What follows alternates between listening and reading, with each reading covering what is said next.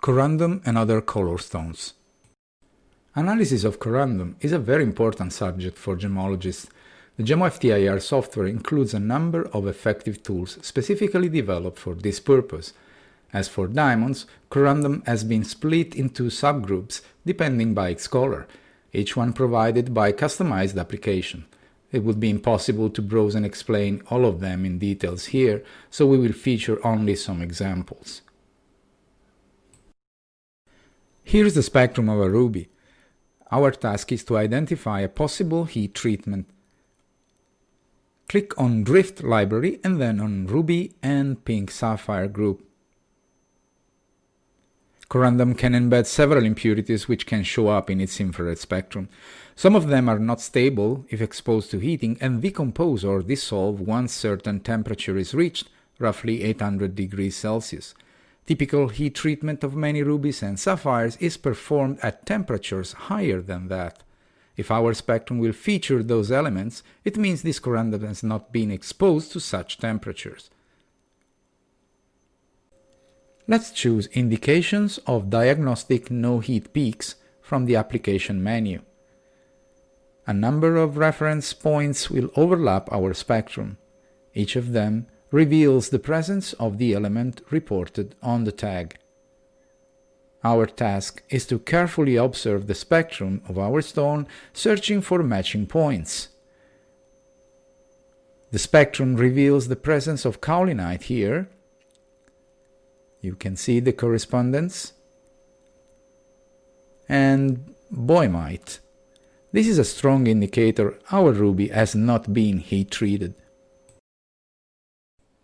Another application displays the spectrum of a ruby containing calcite. As for the previous example, if the spectrum of our stone features them, even if not all, we have again a strong indicator of no heated ruby. In this case, we have no peaks matching calcite though. These elements can be present in sapphire as well.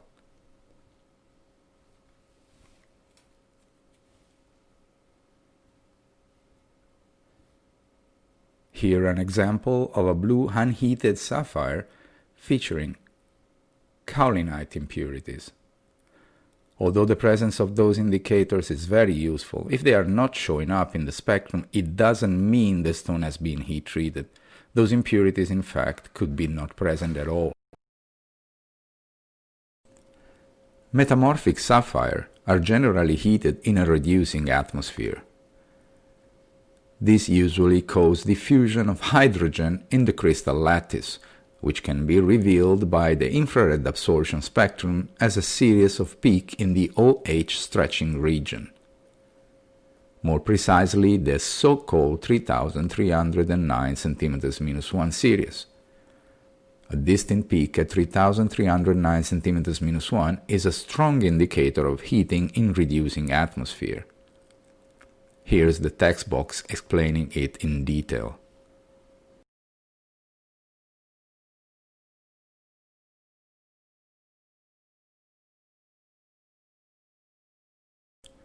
Here's a spectrum of a yellow sapphire.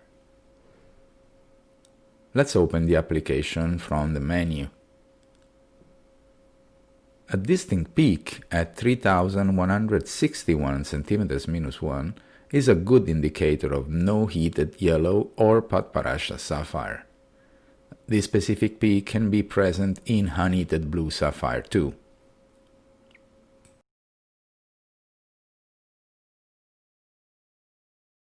Other color stones.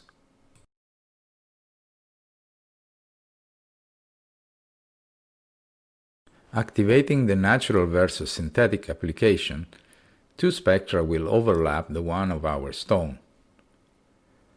The dark green belongs to a natural alexandrite, while the orange one to a synthetic. Major features are displayed and explained. Our stone is definitely a natural alexandrite.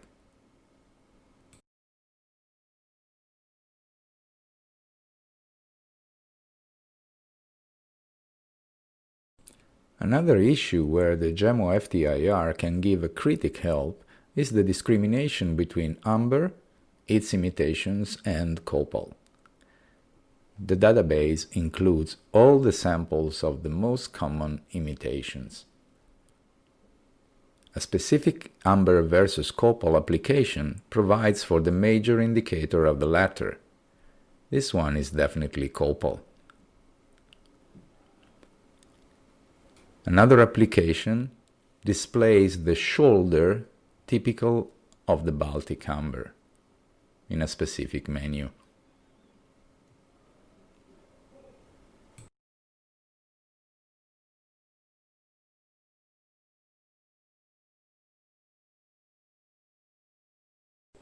Synthetic hydrothermal amethyst and citrine are not easy to identify. Natural quartz is widely available in big sizes and very good clarity, so the standard gemological procedures are very often inconclusive when we need to make a call between natural and synthetic. Infrared spectroscopy is one of the few techniques that can solve the issue, and this application is available in the Gemo FTIR software.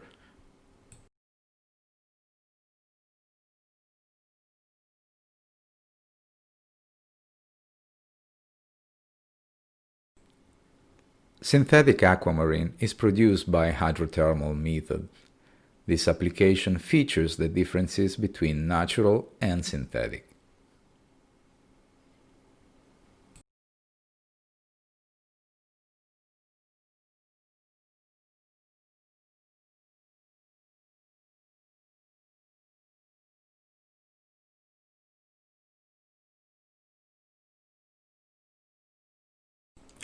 A-type jadeite of good quality is very rare.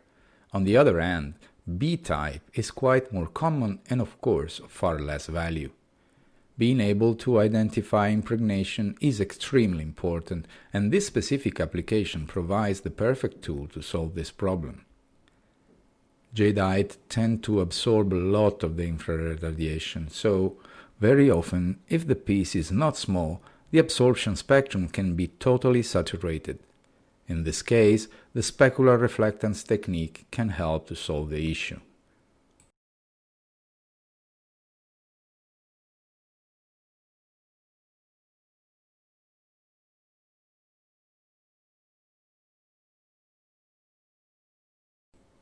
Since turquoise is an opaque material, the related application you see here must be run by using the specular reflectance technique, which will be the subject of our next video.